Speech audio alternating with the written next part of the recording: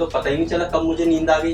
मालिक मुझे लगा आप बहुत ज्यादा थके हुए हो, इसलिए मैंने सोचा कि मैं आपका सर थोड़ा और दबा दूं। चल जा, तू भी घर का सारा काम करके थक जाता है, थोड़ा तू भी आराम कर ले।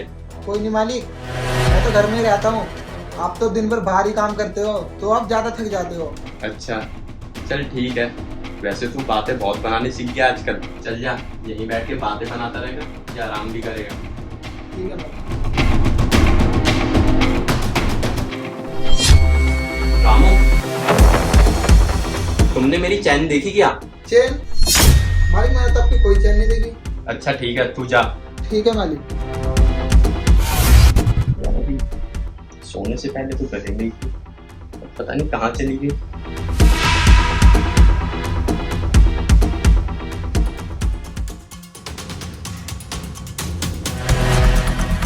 देखो तो जरा कितने तोले की है ये चेन।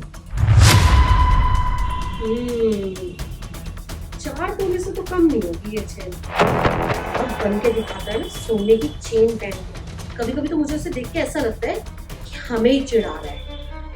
अब देखो इस चेन को तोड़वा के ना बढ़िया सा सोने का हार बनवाऊंगी। तो की आ चुकी हूँ ये आर्टिफिशियल लोहे की चीजें पहन पहन के। कब से नजर थी देवर जी की इस चेन पर मेरी। दीप्ति, क्या था तुम्हारे हाथ में और इन पीछे क्या छुपाया है? अरे कुछ नहीं छुपाया, क्या छुपाऊंगी? और वैसे भी है क्या इस घर में छुपाने के लिए? अरे अगर कुछ छुपाया नहीं है तो दिखाओ मुझे। शिवम देखो, तुम्हारी हर चीज में ना बहुत ज्यादा जिद चलती है। अब ये जिद पूरी नहीं होने दूंगी मैं। जाओ, तुम ऑफिस जा रहे हो ना, तुम्हारे ऑफिस का टाइम हो रहा है। क्यों डिस्टर्ब कर रहे हो मुझे? मेरा काम करने दो किचन का। तुम मुझे सीधे तरीके से दिखा रही हो या नहीं? नहीं दिखा रही। क्या धमकी दे रहे हो मुझे? तू चुपचाप दिखा रही है या नहीं?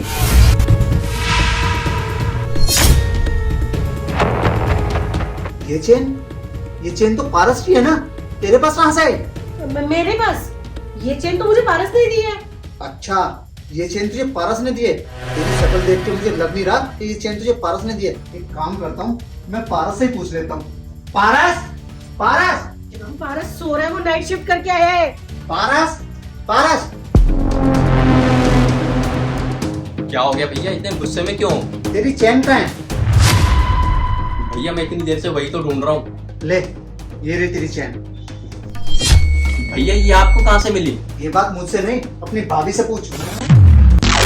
क्या हुआ मालिक, इतना शोर क्यों हो रहा है? भाभी आप बताओ ना, आपको कहाँ मिली मेरी चैन? दीप्ति, तुम पारस को सब कुछ सच बता रही हो या फिर मैं बताऊं? सुनना चाहते हो ना, ये चेन मुझे कहाँ से मिली? मैंने चुराई है तुम्हारी ये चेन, वो भी रामू के साथ मिलके।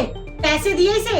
अगर ये चेन चुराने में मेरी मदद नहीं करता ना तो मैं इसे नौकरी से निकाल देती, वो भी इल्जाम लगा के कि ये मुझ पे गंदी नजर रखता है, मुझे छेड़ता है, मेरे साथ बदतमीजी करता है। भाभी लेकिन आपने ऐसा करा क्यों? सुनना चाहता है ना क्यों? क्योंकि मैं तुझसे चिढ़ती हूँ। अरे तेरे माँ बाप तो थे नहीं, हम दोनों ने कैसे तैसे करके तुझे पढ़ाया लिखाया, कामयाब बनाया, और जब आज तेरी नौकरी लग गई, 2 पैसे कमाने लगा, तो तू अपने बारे में सोचने लगा। भूल गया कि भैया भाभी ने तेरे लिए क्या क्या सैक्रिफाइस किए हैं। 2 साल हो गए तुझे नौकरी पे लगी हुए। अरे एक दिन में तूने ये नहीं पूछा कि इस घर में रोटी कैसे चलती है, राशन कहाँ से आता है, मकान का रेंट कहाँ से जाता है, गाड़ी में पेट्रोल कहाँ से डलता है, किस्तें कहाँ से जाती है कार की। पर तुझे तो कोई टेंशन नहीं है। नौकरी से तू आएगा, अपने दोस्तों के साथ तू घूमने चला जाएगा। अरे तुझे हर महीने ट्रिप पे घूमने जाना है, रोज तुझे पार्टी करनी है। सब चीजों के लिए तेरे पास पैसा है, पर अपने भाई भाभी के लिए नहीं है। यही दिन देखने के लिए हमने तुझे पाला पोसा था क्या? इसीलिए पढ़ाया लिखाया था, इतना कामयाब बनाया था। हमने अपना बच्चा तक पैदा नहीं करा। सोचा है तो सही, देवर है छोटा सा, इसे ही पढ़ाएंगे लिखाएंगे, कामयाब बनाएंगे और ये हमारी सेवा करेगा। और सेवा के नाम पे तू हमें ये मेवा दे रहा है। नफरत करती हूँ मैं, पर इस घर से तो मैं तुझे निकाल ही नहीं सकती हूँ, क्योंकि राम जैसा भाई जो है तेरा, एक पल तो ऐसा लगने लगा मर जाऊं, जहर खा लूं, फांसी लगा लूं। फिर सोचा मैं अपनी जिंदगी का सैक्रिफाइस क्यों करूं तेरी वजह से, सिर्फ तेरी वजह से मैं मर जाऊं। वाह वाह। फिर लगा इस घर से तुझे भगा देती हूँ। और तेरा भाई, वो तो तुझ पे आंख बंद करके विश्वास करता है, दीन दुनिया का प्यार तुझ पे लुटाता है। अरे वो तो तेरे इस घर से जाने के बाद ना जिंदा ही नहीं रहेगा। पहली सैलरी मिली तो मुझे लगा कि भाई भाभी के हाथ पे लाके देगा वो सैलरी, पर तूने क्या बोला?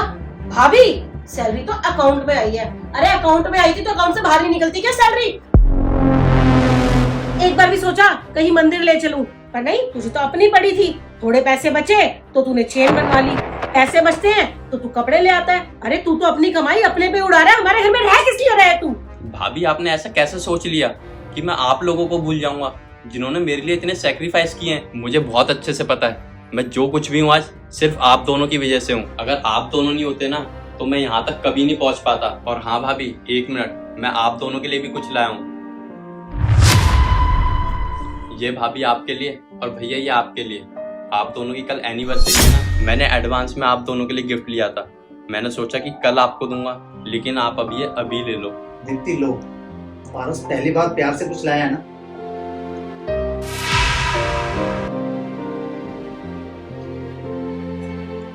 सोने का हार? हाँ भाभी, सोने का हार। और भैया आपके लिए मैंने बिल्कुल अपने जैसी चैन बनवाई है, आप भी देखो। देखा दीप्ति, तुम पारस को कितना गलत समझती हो, लेकिन पारस ने अपने में और हम में कोई फर्क नहीं समझा। भाभी मुझे लगता है कि मेरे यहाँ रहने से ना आप दोनों को बहुत परेशानी होती है। मैं एक काम करता हूँ, मैं एक घर छोड़ के ही चला जाता हूँ। नहीं पारस, गलती तो मेरी है। आई एम सॉरी, मुझे माफ कर दो। मैं ना लालच में आ गई थी, चिढ़ने लगी थी तुम्हारी नौकरी से। फिर मैं भूल गई थी कि अगर हम किसी के लिए कुछ करते हैं तो बदले में हमें उम्मीद थोड़ी ना करनी चाहिए। और तुमने तो हमारे लिए इतना कुछ करा है। एक तरफ मैं थी जो तुम्हारे लिए कितना गलत सोच रही थी, और दूसरी तरफ तुम हमारे लिए कितना कुछ सोच रहे थे। सॉरी पारस। कोई बात नहीं भाभी, ऐसी छोटी मोटी बातें तो होती रहती हैं। आप ये सारी बातें भूल जाओ और ना मेरे लिए एक कप चाय बना दो। ठीक है पारस, मैं अभी लाई। और हाँ सॉरी, प्लीज दिल पे कोई भी बात मत लेना। और थैंक यू। और हाँ, एक कप नहीं 3 कप लाना, क्योंकि आज हम तीनों बैठ के एक साथ चाय पिएंगे। और रामू, तू हमारा इतना वफादार नौकर है, फिर भी तूने इतनी छोटी हरकत की। मैं मानता हूँ कि भाभी के कहने पे तूने ये सब किया, लेकिन तुझे ये सब नहीं करना चाहिए था। हाँ मालिक, मैं मानता हूँ मुझसे बहुत बड़ी गलती हो गई है, मुझे माफ कर दो। मैं आगे से कभी ऐसा नहीं करूँगा। चल ठीक है, तू जाके अपना काम कर। और हाँ रामू, विश्वास सिर्फ एक बार होता है, बार बार नहीं। समझ गया ना तू? अब जा। ठीक है मालिक।